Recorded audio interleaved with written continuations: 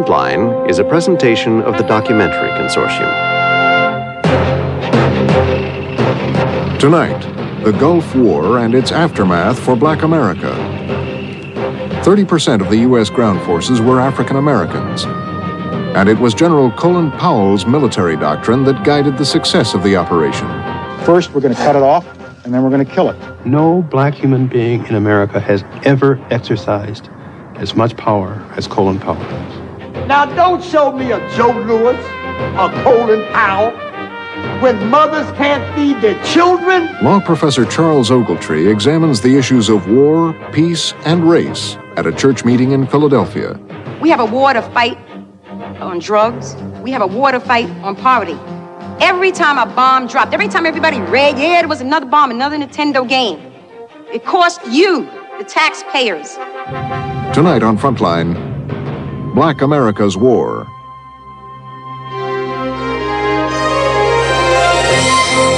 With funding provided by the financial support of viewers like you and by the Corporation for Public Broadcasting. This is Frontline.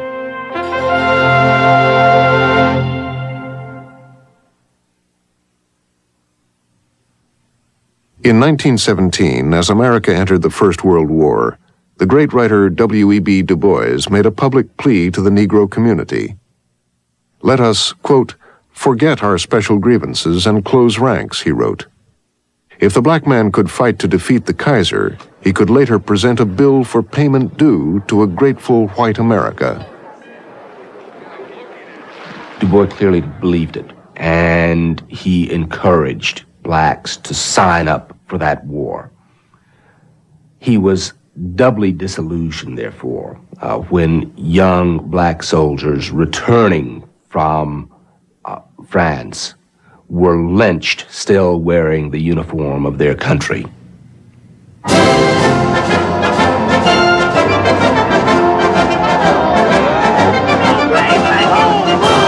In the past 3 weeks, still wearing the uniform of their country, black soldiers, along with whites, returned from the Persian Gulf to a tumultuous welcome.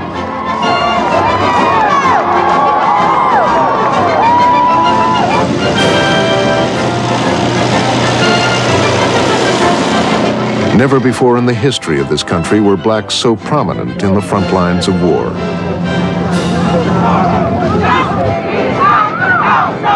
And never before did blacks at home fight so hard to stop the war. No other group of Americans had as much to gain or to lose. For African Americans, what will be the legacy of the Persian Gulf War? This past week, at the Berean Presbyterian Church, one of the oldest and most historic inner-city churches of Philadelphia, there was a town hall gathering. Don't you ever tell a young person, especially not my children, not to be all that they can be. Whether it's in the military or wherever, the consequences of life and the reality of it is, if you are part of a nation, I don't care what color the people are, you face the aggressor. If you're a part of that nation, when that nation go to war, you go. Be all you can be. What can you be when you have a government that has misplaced priorities like that? Right. You cannot be anything. You cannot be anything in this country. And you got to be a person who respects where you are and what you are. And what we're doing. Citizens talked and argued among themselves, and with a panel that included the Reverend Jesse Jackson. One should not get the impression that somehow our patriotism is up for discussion. It is the way that we have been dealt that's up for discussion. Columnist Hodding Carter was there. I'm sorry that there was this falling apart on racial lines as this war progressed. I'm sorry because in many, many ways, the way black Americans have made their way through the military today and the way the military functions ought to be exactly what ought to be demanded of the society at large. The first black general in the U.S. Marine Corps, Frank Peterson. When I came home from Korea, I thought, now I'm really a part of the mainstream. Wasn't there. I came home from Vietnam, now I'm part of the mainstream. Wasn't there, and not only wasn't there, I had to fight my way out of the airport literally just to get to my car because I was in uniform. Now you have those kids coming home from the Persian Gulf. And the writer for New York Magazine, Joe Klein. No, wait a second. Now I want you to listen to me, because for 20 years in this country, we haven't been talking to each other. We haven't been talking to each other since the late 60s. We, whites and blacks. For 20 years, the political reality in this country, and you know it very well, Reverend Jackson. The evening was moderated by Charles Ogletree, professor of law at Harvard University. Now, we're going to start this actual presentation with a film clip. I ask you to watch this very carefully. Then I'm going to come back and talk to the audience to get your responses as well.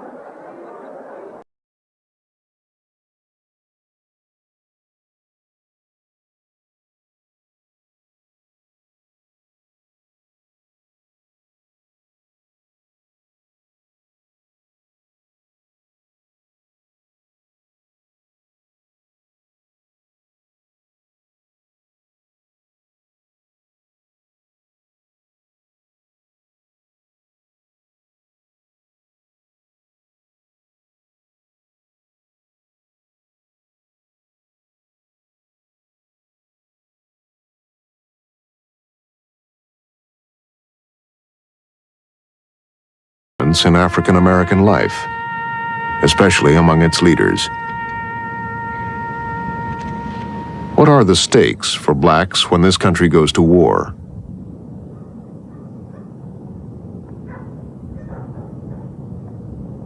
Reaching back to Frederick Douglass and Du Bois, black activists have a long history of supporting America's wars.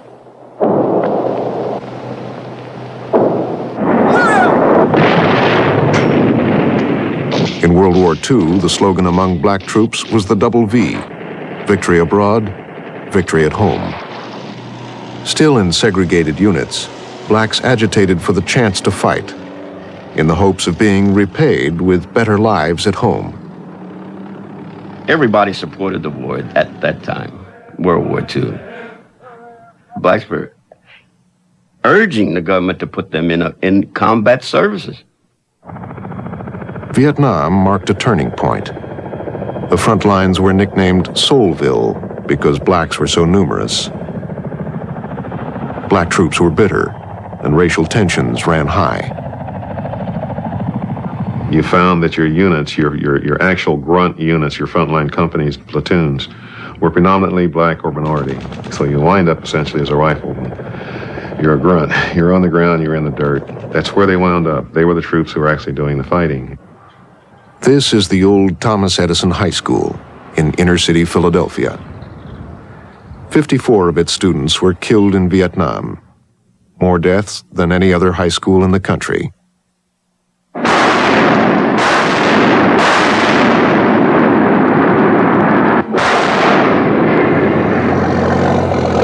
Today, blacks make up almost 30% of Army troops.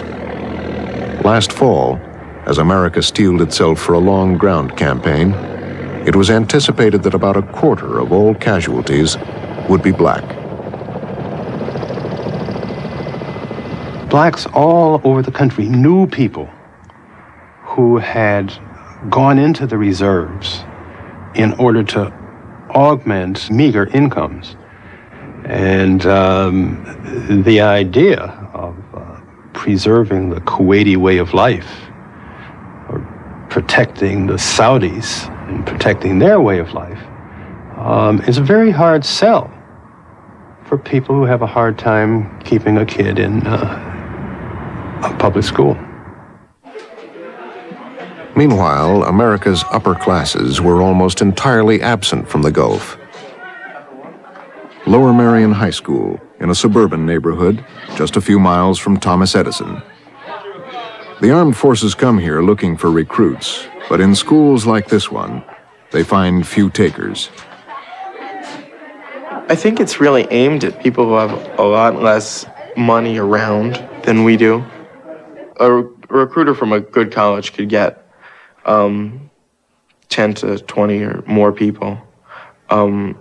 But a recruiter from the military might get 5 and about two who really want to know about it, and the other three went as a spoof. As a spoof? Yeah, it's really considered sort of a joke. Have you ever thought about serving your country? The military is not a part of doing what they want to do. They're not going to sign up and go.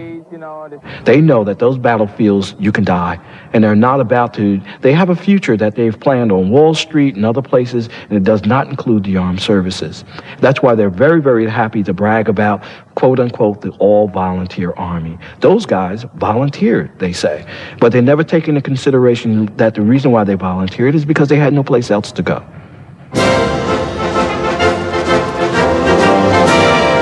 The disengagement of the rich, the growing divide between black and white. The arguments seemed a metaphor for what this country had become in the 1980s. One writer, looking at how differently the war was perceived by whites and blacks, dubbed it the Reagan-Bush gap. But if many fault white leadership, black leaders too have come under fire. What do we want? Peace! When do we want? Ever since Vietnam, the civil rights and peace movements have been closely tied. The prospect of war in the Persian Gulf has brought anguish to the residents of your host city. Prominent black leaders were all but unanimous in opposing the Gulf War. I think most of those so-called black leaders, and I say so-called because we're one of the few races on earth that must have a leader designated by color. I consider that an anomaly. But I think most of those were motivated by political desires and misreading what their constituencies were really all about. I think also now that the war is over, many of them are with egg on face. We are talking life and death, war and peace. And it's For much of the war, polls showed that about 50% of blacks supported it. But all the members of the Black Congressional Caucus, except one, voted against the use of force. The Reverend Jesse Jackson traveled to Baghdad to meet Hussein. He came back with a television interview of the Iraqi leader and a group of freed hostages. Saddam Hussein was interested in trying to divide American public opinion along racial lines, so Jackson comes back with this and doesn't quite get the reception he anticipated. In fact, complains that the media doesn't give him more celebrity status for bringing back some hostages, because I think he failed to see that he was being used there by Saddam Hussein in a propaganda war. Jackson later met with the Iraqi ambassador to the UN. With him was the Reverend Herbert Daughtry, who had earlier declared that George Bush, not Hussein, was the invader. The United States, Daughtry had said, was the greater monster. As the deadline for war grew near, black Muslim leader Louis Farrakhan flew to Baghdad to express his sympathy with the Iraqi leader. Farrakhan also tried to persuade Saudi leaders to expel American troops from their soil. And I don't think blacks should look at this issue through a racial prism only. It invites a political isolation that is even greater than the political isolation that we now suffer. But we can't, on the other hand, we can't just leave out the racial aspect. The long-term legacy for black Americans should be pride. I mean, this was a case where African Americans played a very major role in the operation from beginning to end, from top to bottom. It was enormously successful. Something actually worked. Do you realize how long it's been since that's happened in this country?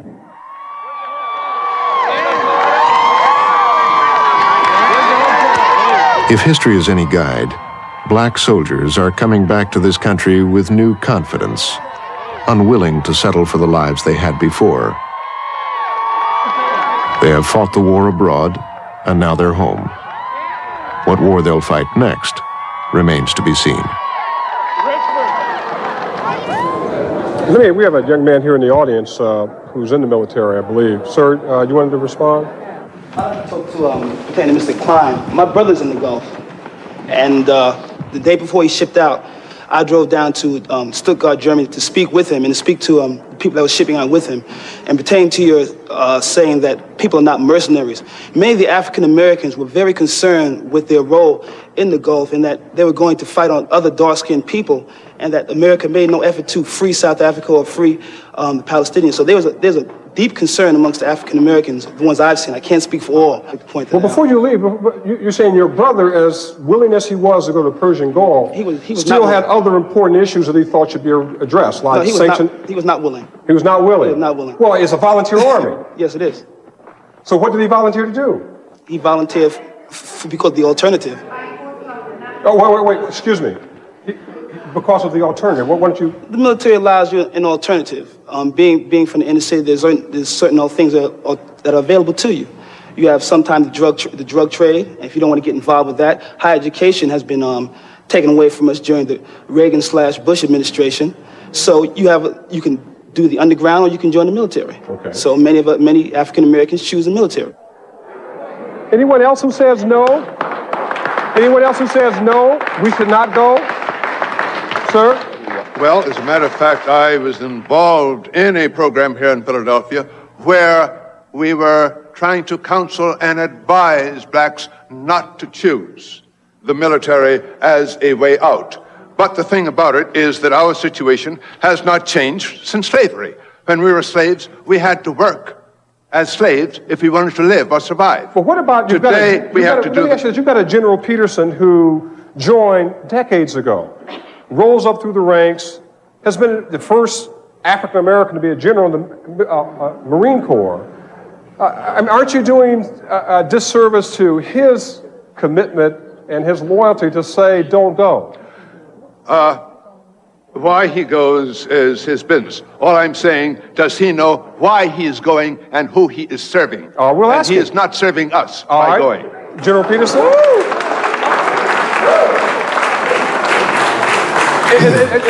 There are two issues there. I mean, whether to go and why to go, but one of your objectives was fighting discrimination in the military, and that you overcame that. Let me just, what about this attitude? Let me just preface any statement I might make by saying that I've never been confused.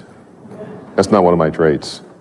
I went because of a personal commitment to serve my country and myself. And for those of you who say that blacks should not go into the military, I would balance that against your alternative that you would offer them, which is zero. All right. We actually have some. I belong to an organization that says if your country is in trouble, regardless of who you are, red, white, green, or black, you support it. You go with it. Because I have no other country to go to. If you can tell me another country where I could be free to stand up here and say that, then I'll gladly go. So and what's those your who reaction want to to those people go, who are opposed to it? So you right, disagree I with am them? against those who are opposed to it. Even our because leaders? now you have a cause to say, I want this. Because I went out there and fought for it, now I want this. Yes, this man right here. I'm a Vietnam veteran. My attitude from Vietnam, I served, I paid for it with my own blood. I should get the best that America has to offer, bar none. And that's what doesn't work. And what about your attitude in terms of what black leaders had to say about this war? I thought that they missed a political opportunity. However, I believe, just like the Palestinians never miss a chance to miss a chance, that sometimes black leaders blow opportunities because of the rigidity of their mindset. So when black political leaders stood up to oppose the use of armed force when we started that, you disagreed. You didn't think they should say what they said. Understood what they said. And I agreed in what they were saying, but I thought that there was a point that they had to become more political, even in light of the successes and the feelings of the black community, of the black troops themselves. They felt good about what they were doing. They felt proud. And over here, there was a division, even in their own ranks. I thought black leaders should have been more political. Reverend Jackson, Saddam Hussein has been called a terrorist, a madman. He invaded a sovereign state. He used weapons that threatened the lives of many sovereign countries. And yet we see the reaction in America. 80% of white Americans enthusiastically supported our decision to go into the war. And yet, not more than 50% of African Americans, and at one time, only 27% supported the decision to go and fight in Iraq. How do you explain this race gap? Well, first of all, Saddam Hussein's invasion occupation and oppression of Kuwait was immoral, illegal, it was wrong. There was almost unanimous support of the military deterrence to stop him from going beyond Kuwait. The same is true of the economic sanctions so as to take the profit out of his invasion, his occupation, and his annexation. There was a substantial split as to whether we should maintain the sanctions. It was almost 50-50 in the U.S. Senate, and it is an all-white body. The fear for many African Americans was once we moved from sanctions to military escalation, that the African American troops, for example, were disproportionate, like 30%. There was the fear of blacks dying disproportionately, and then the fear that maybe the policy objective of peace and stability might not be achieved. Mr. Carter, let me ask you this. You were involved in the Carter administration, and more importantly, you have been witnessing 8 years of Reaganism in the White House and 2 years of Bush's domestic policies in the White House. Is there any correlation between the low amount of African-American support for the war and what you've witnessed in the last 10 years in Republican administration? There's no question that you have a large number of people who I can only think of as those who've been dealt out, who look at a government which has systematically spent 10 years failing to address or even systematically attacking the root of the ways at getting at their problems first. And then you say, and now I'm supposed to trust these guys when they say this war, diverting this much money, is a good thing. And you look back and you say, now these are the same fellas who have been sitting there spending a great part of their time quite overtly appealing to people who don't have my interests at heart, and then they're turning around and saying, but this war is a really good thing. I don't think you have to go much deeper than that to understand the roots of a great deal of the disagreement. Now, I like the applause, and the last applause I'll get tonight. I happen to disagree with that. I mean, this was something, in the end, I, as an old anti-war guy, felt was the right war at the right time. But on the other hand, I'm one of society's beneficiaries these days. Okay. I'm not one of the guys who has been really, in effect, screwed over the last 10 years. A number of black political leaders expressed opposition to that war. Let me ask you this in terms of your perspective and what could have been done and what should be done. What's your reaction to, as you call them, so-called black leaders standing up in opposition to the war once this country was committed to going? Well, if they're going to stand up and for opposition to the war and be very vehement and vocal about it, they should do the same with those conditions that exist prior to those troops going into the military. Well, Reverend Jackson did that. What about the idea? Minister Farrakhan talked about embracing Saddam Hussein. Reverend Jackson went over and brought some hostages back. Do you think they should have done that? I don't think there's anything wrong with that. I think that in this country, you're allowed to do anything that is not essentially illegal. And if that's one of the methods of getting your point across or your message across, that's fine. Reverend Jackson? I want to say this is important. It's not fair. All right. It's not fair. It's not a fair correlation. I confronted Saddam Hussein and challenged him to leave Kuwait and urged him to release Americans and others held hostage and brought them back home. But I further challenged, not only was he wrong for being in Kuwait, if we're going to embrace the principle of self-determination, it must apply to Iraq. It must also apply in West Bank, Lebanon, Panama, Grenada, Angola, and South Africa as well. Broaden the issue. It must apply, we must apply across the board. So it is fair to distinguish what my mission was, and I felt good about bringing Americans back home. Mr. Klein, on the issue of black leadership here, Juan Williams, in that piece that you saw, was critical of Reverend Jackson's mission to the Persian Gulf, and in fact said that that was a way of dividing the black community in some sense, and creating a racial issue in this country. Well, I think that there are two different issues here. One is the issue of diplomatic freelancing and who sent Reverend Jackson. I feel uncomfortable about your trip on two levels.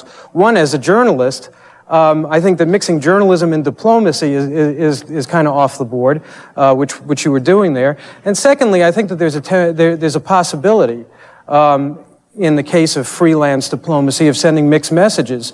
I think that Saddam Hussein was getting that very message that you delivered to him from President Bush, from Secretary of State Baker. I'd like to ask you what you think you're delivering that message, what difference it made that you personally delivered that message. I was there as a TV host, but also there concerned about trying to help break that cycle where communications had broken down, in fact, and making an appeal directed to him and a challenge to come out of Kuwait. That was within policy. But what prevents, Louis Farrakhan was there, and Ramsey Clark was there, Jim and Tammy Baker could have gone there. What prevents everybody from going? What prevents anybody who wants to get a little press from going over there? Nothing prevents them except maybe courage or conviction. Or the money for the plane ticket. I don't know what prevents them. All right, we got to take another couple comments right here. Why jump on Reverend Jackson when he was going to bring back Goodman, and when he went to bring back some people who needed to come back because they were sick, Hussein? Why jump on him when he brought people back from Cuba? I would to God there were thousands of other Jesse Jacksons. There are some military recruiters here. I believe there's a gentleman here. Sir, one of your responsibilities is try to encourage people to serve in the military. And I'd like to hear your response to some of these views that black Americans maybe shouldn't join and maybe shouldn't be fighting these wars. Well, personally, I think that we offer opportunities to everyone. And if they choose to accept those opportunities, that's great. We don't discriminate on racial lines at all. Well, does it trouble you that, not following orders, but the view here by some people that maybe blacks should not be involved in the military, maybe they should not be fighting? No, I believe it's their right to express that opinion.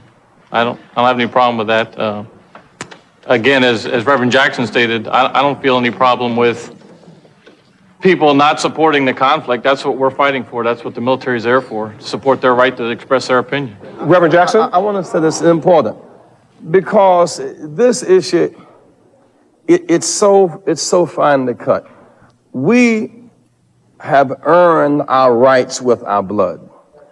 The veterans of World War I and II and Korea laid the predicate for Dr. King and Rosa Parks. It's never been that far apart in that sense. Part of our problem is that tonight, outside of the streets here in Philadelphia, where we are tonight, Kuwait looks worse than the inner city of Philadelphia tonight.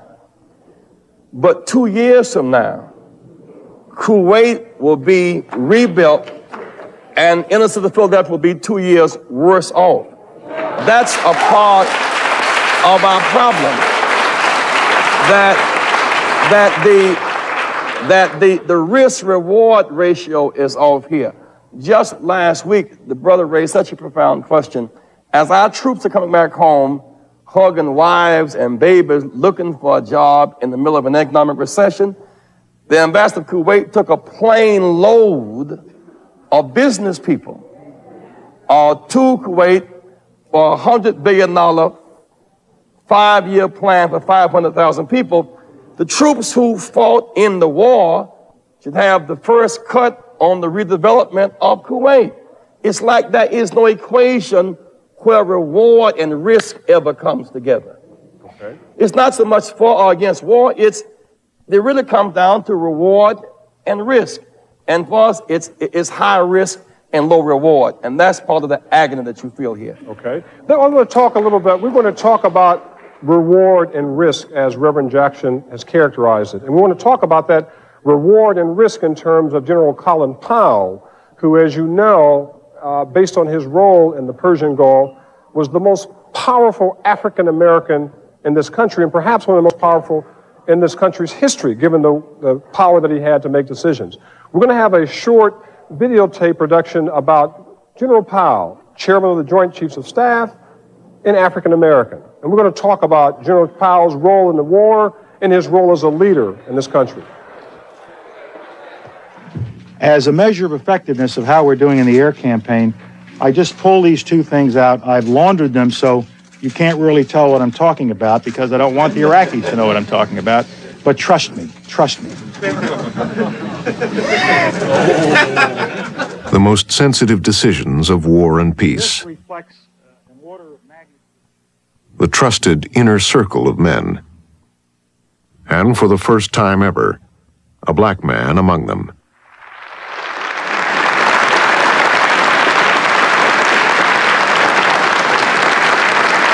I feel about Colin Powell much the same way I felt about Jackie Robinson.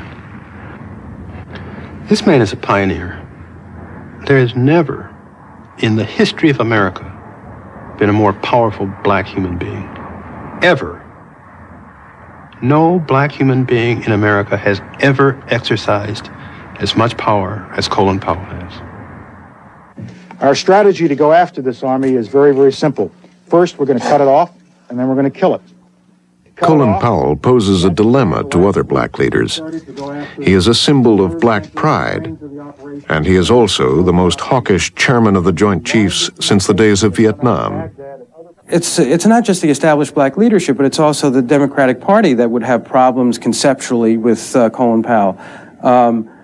You know, on the one hand, he's an African American. On the other hand, he's a general. That makes him both a victim and an imperialist. It's, you know, cognitive dissonance. How can you be both?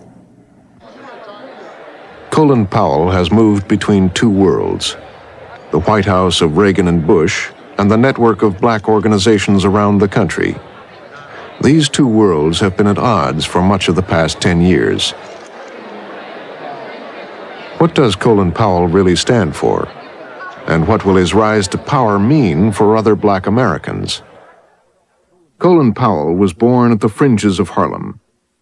Like many young men from working-class homes, he enlisted in the ROTC, drawn to the military in part for the fringe benefits it offered.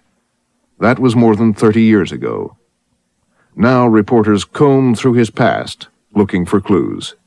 You know, in 1952, when Dwight Eisenhower accepted the Republican nomination, a close friend of his said, Democrats were after you to accept it in 1948, and this year, why weren't you a Democrat?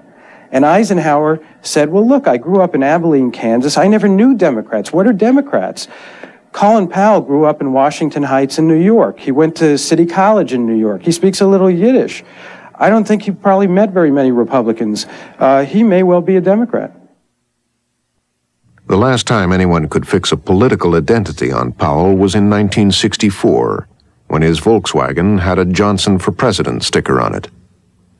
By then, he'd served a tour in Vietnam, while his family waited in Birmingham, Alabama. These were the days of Bull Connor and the famous police dogs. It really got to him that his family, while he was fighting for his country, his wife and his small child and her parents had to live in such fear of the police in Birmingham. And I think that really left a mark on him. Unlike many black leaders, Powell watched the civil rights movement from afar. After his second Vietnam tour, he caught the attention of Frank Carlucci and Caspar Weinberger, two powerful Republican appointees. Weinberger, as Secretary of Defense, presided over the great military buildup of the early 80s. Domestic programs were being cut. Civil rights leaders protested loudly. Powell remained loyal to Weinberger and Reagan. They, in turn, were loyal to him. General Powell is a very smooth operator. He's got a lot of style, he's got a lot of tact, and he has moved easily in jobs which allow him to mix and mingle with the high and mighty. He is a very smooth customer. Powell maintained close personal ties with black organizations and many black leaders, even as he climbed rapidly through the White House. Well, ladies and gentlemen, I am most pleased to introduce the man that I have selected to be the next chairman of the Joint Chiefs of Staff, General Colin L. Powell. This man would go on to orchestrate in the Persian Gulf one of the most punishing bombing campaigns ever unleashed on this planet. Iraqi casualties are estimated at 100,000 or more. Yet few have chosen to criticize Powell for that. He emerged from Desert Storm with the nickname the Black Eisenhower, and Republicans and Democrats, liberals and conservatives, whites and blacks, all are rushing to claim him as their own. Really proud of everything you're doing. Hey, get him on camera. You don't need me on camera. Take all you. Have you ever seen anything like this before in your life? Come on, let's go here. Wham, get your finger over the lens, son. There you go. Thank you. America loves black heroes. We love black exceptionalism. America loves to have black heroes because it tells America that we're fair and that the doors are open. And for those people who want to believe that the doors are open and we have a level playing field, you can look at Colin Powell and Michael Jordan and as Exhibit A and say, well, you see those people in the ghettos, if they just pull up their socks and stop going to bed at the age of 15, they too would be fine. He's not a Jesse Jackson. He's not someone who challenges whites and challenges the white power structure or their values. The truth is, Colin Powell validates the white power structure and their values because he is played by their rules and has succeeded and says others should play by the rules too. I'm the chairman of the Joint Chiefs of Staff, and I represent every GI who wears our uniform. But I am also black and African American. My path was different. My path was more difficult. Many interviewers, when they come to talk to me, think they're being progressive by not mentioning in their stories any longer that I'm black. And I tell them, don't stop now.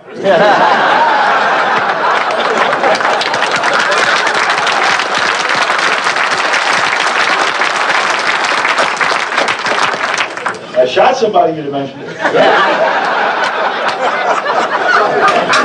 53 years you've been saying it, don't stop now. He can go into politics, he can go into corporate boardrooms. The truth of the matter is, I think Colin Powell can do whatever the hell he wants to. I think the world is his oyster. He can eat it, he can fry it, he can do anything he wants to. If Powell ever enters the political world, if ever he declares a position on abortion or affirmative action, then this man who now seems to have no enemies except Saddam Hussein will find out that he has many. In the meantime, he remains a mystery. Not even his children, it is said, know his political views or party affiliation. Reverend Jackson, what does General Colin Powell represent for Black America? Well, at one level, to me, he represents a personal friend. On the other hand, he lives outside of the zone of certain criticism because he does not have to take positions where people do vote up or down. He is in the military arena. He administered the Panama War. He didn't make the decision. He administered the war in the Persian Gulf. Deciding to have the war was Mr. Bush's decision. He implements his job well. You've seen a lot of press reports calling him an American hero, and a lot of reporters and journalists suggesting that he should consider a political career. What's your reaction to that? Well, that's a choice he has to make. But why is it happening, though? I wonder why. Why are they saying Colin Powell might be a good vice president candidate? He might be a candidate for a governor? Well, there's a sense now that somebody, no, it's not, it's just that too. But it's also that this is the same George Washington. It's time for somebody black to make that breakthrough. And many whites are trying to choose who that will be. You see, and that's the trueness of that. He's qualified to be it. He has great favor within his own ethnic community and around the country. So he has earned these accolades. But being a war hero coming out of a popular war, he is. I think Roger Wilkins' point was this: he is an exception, and there are those who would use his exceptional status as a fig leaf to cover millions of others who do not have those opportunities. All those things being said, there are several other things that also have to be said. I mean, the fact of the matter is he is a genuine hero. A general becoming a presidential boom figure is as old as this republic. And it's a good thing, frankly, that it now is extended out to be new for the republic, that it would be a black man who would be. Second thing is, this is not just a chairman of Joint Chiefs taking somebody's orders. This is the most powerful Joint Chief in the history of this country under a military reorganization which makes him an eminently powerful person in his own right, a man who, when he argued inside that four-person council, was heard and not responsive only. This guy had real power. Pocket it, folks.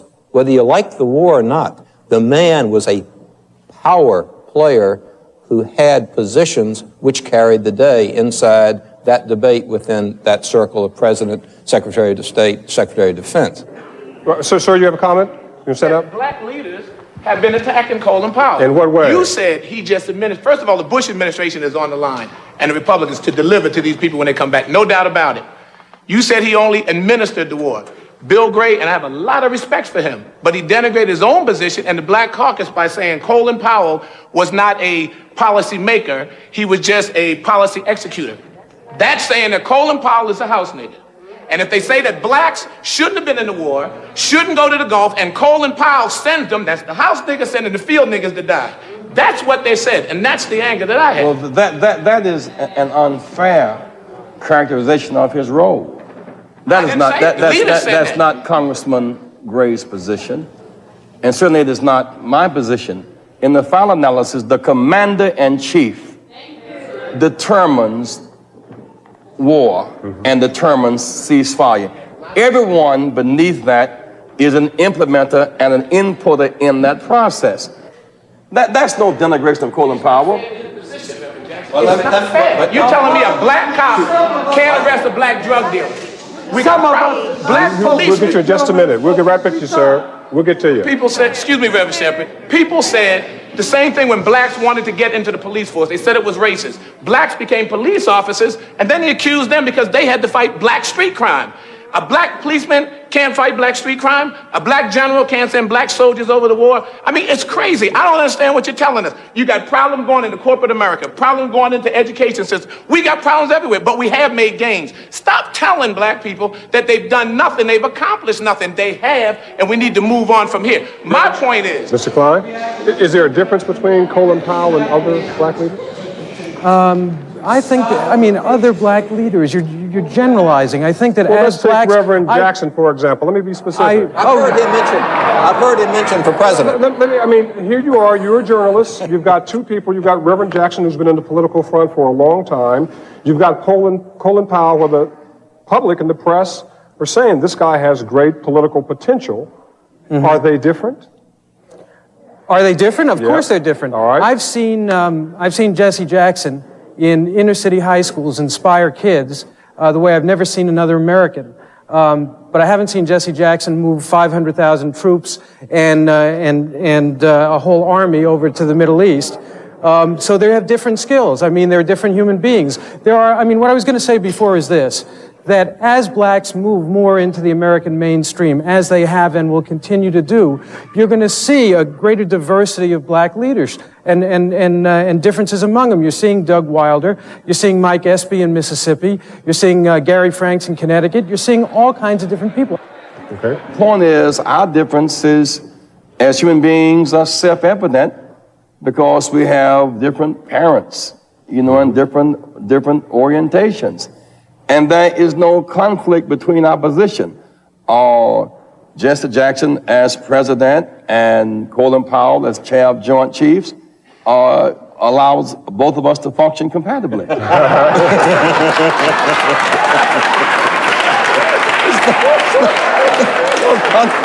going to take a couple of questions from the audience. Sir, you want to stand up? I wanted your sense. There's been a lot of talk in the press and the public about Colin Powell and his potential for leadership in this country. What's your perspective as a young student who has to make these critical decisions? He's, coming out of this war as the architect of this masterful military operation, probably one of the most successful in modern history. And I I think that brings with it positive implications as a role model for other black Americans. What about white Americans? For white Americans? Yes. In what respect? Is he also a role model for white Americans? I think he is too. I'm not saying that he's just specifically a role model for black Americans, but I'm saying maybe a new type of role model for black Americans, one whom is self-reliant and who, although worked with a system that placed many obstacles for blacks in the United States, has risen to gain significant power. Reverend Shepherd, let me come to you. So what I would like to say is, I get a little weary of this conversation about progress that we have made. How have we made progress when black people are in worse condition today than they have ever been in probably in the history of this nation since slavery? Now, don't show me a Joe Louis or Colin Powell when mothers can't feed their children. I don't want to see no more Jackie Robinson and so about how we have achieved. We ain't achieved nothing until men and women, boys and girls have a rightful share for the blood that they've shed.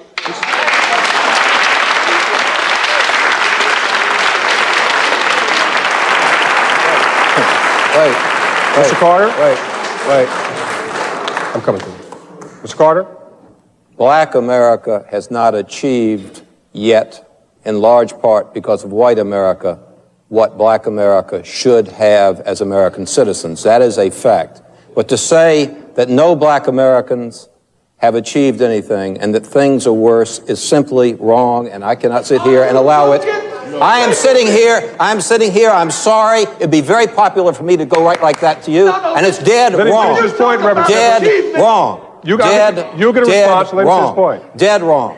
Talking about achievement. I am sitting. Role models of people who. I'm sitting here next to two people who demonstrate to me by their presence that you're wrong. There is accomplishment for some, there is desperation for many, but pocket the accomplishment, don't denigrate it, because it is on the back of accomplishment that you have a chance to deal with desperation. Mr. Klein. I was not denigrating, I was showing how it was used as a symbol. And every time things get worse and worse in our communities, somebody brings me a Joe Louis, a Colin Powell. I know what Colin Powell has had to go through. There's General Peterson. In the corporate area, there's not one CEO in the top 250 corporations who is black in this nation.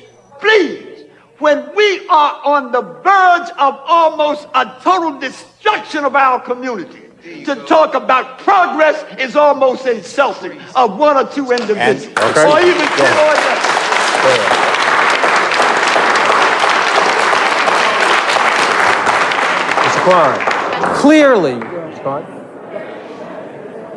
Clearly, more has to be done. There's no question about that. But I have a real serious concern here with the sort of things that gentleman was just saying, and it is this.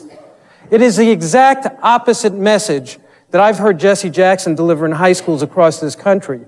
The message you're sending to black children is that white racism is insuperable. You can't overcome it. You can't triumph. Things are worse than they ever were. That is inaccurate, and it sends a message, and it sends a message to children that it doesn't make a difference if you try, and that is the exact wrong message.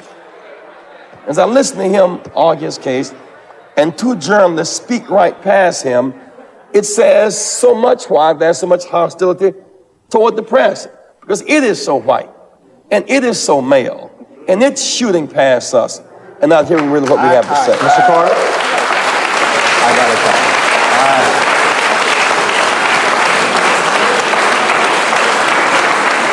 Mr. Carter. I'm telling you, I wasn't going past anybody. I'm speaking directly to the issue that's raised here, and I'm going to say it one more time, because it is important that it be engaged directly and not pretend like we're ships passing in the night. We're not. We're engaging on this one. We live in a real world of political engagement, which you engage in all the time. It is all very well to make the speeches to the converted, okay? It's great to say over and over again those things which are clearly wrong. But if you're not able to at the same time pocket that which has been done, which is right, done by you, then I'm going to tell you what happens. Step by step in a political society, you lose the political possibilities inherent in your own success by denigrating everything that you've already done. All right, I want to take, sir, right here. Then we'll get these two brothers next, all right? Yeah. With all due respect, I'd like to say to the two journalists that you're not really qualified to speak about the condition or mindset of the African American, because you don't live in our communities. You see, you don't know what we feel and the pain that we feel. There's no way that you can. There's nothing against you not to say that you honestly want to feel that way or want to do something good, but you can't understand, where we're coming from. In terms of General Powell, in terms of whether he's a leader or not, to African Americans or to all Americans, African Americans, we need to choose our own leaders, and that's something that we would decide as a people who will be our leaders, not who white America chooses or who the media chooses. That's something that we would do for ourselves. When you talk about white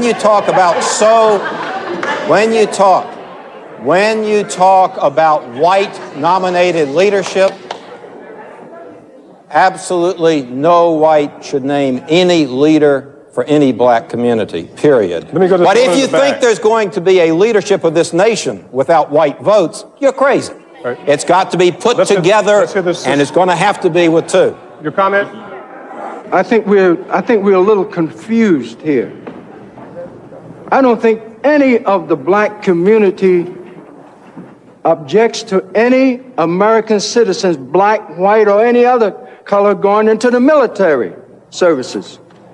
We've heard some objections. Well, but this is our country, and we applaud General Peterson, we applaud General Powell, but that should not be the only area where our young people can look to realize their potential.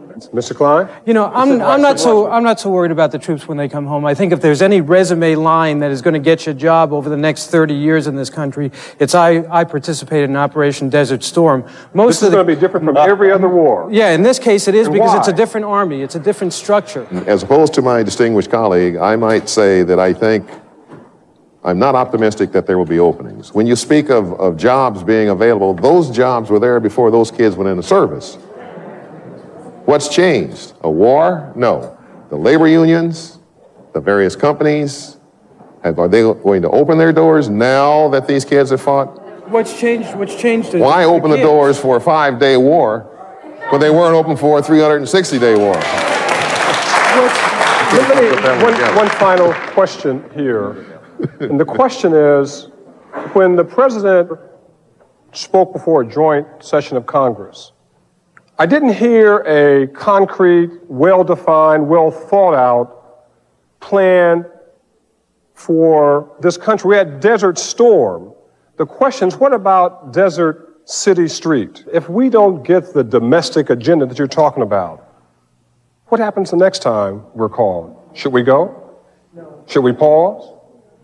I think as far as a military member, that is our obligation. If we have signed the dotted line, we are committed. We feel we are committed. We went because there was an obligation. We signed to say that if America goes to war, that is our responsibility to respond. I heard a couple of no's in the audience. Where are those no's? Is this a no right here?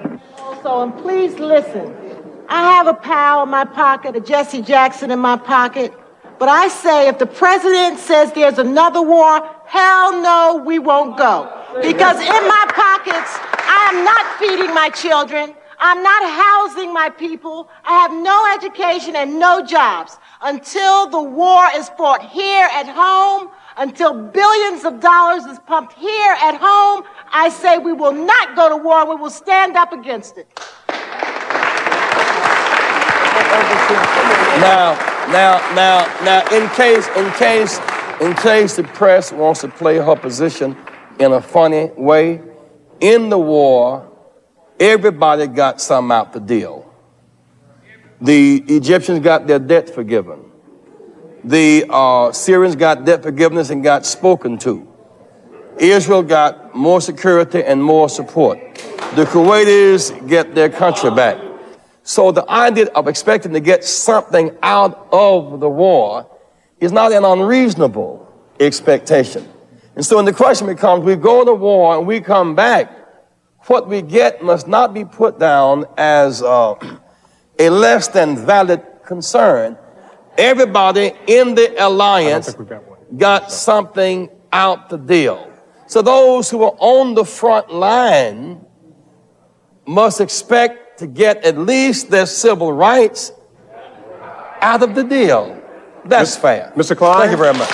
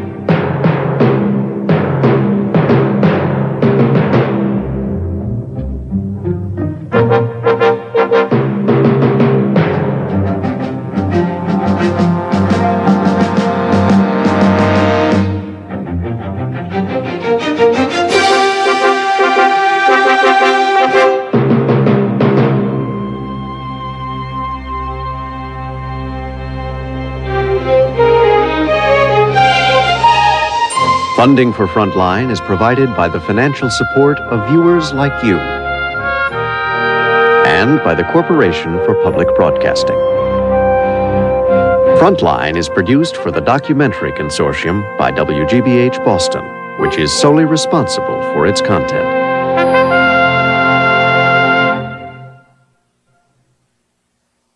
For videocassette information about this program, please write to this address.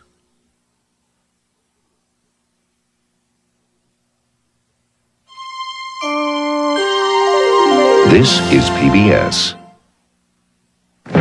A year before Operation Desert Storm, the Pentagon tested its doctrine of overwhelming force in the invasion of Panama.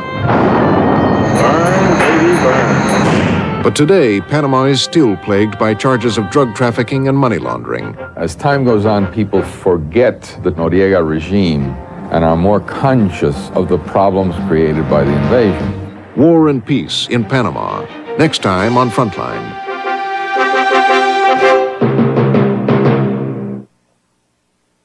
For a printed transcript of this or any Frontline program, send $5 to Journal Graphics Incorporated, 267 Broadway, New York, New York, 10007.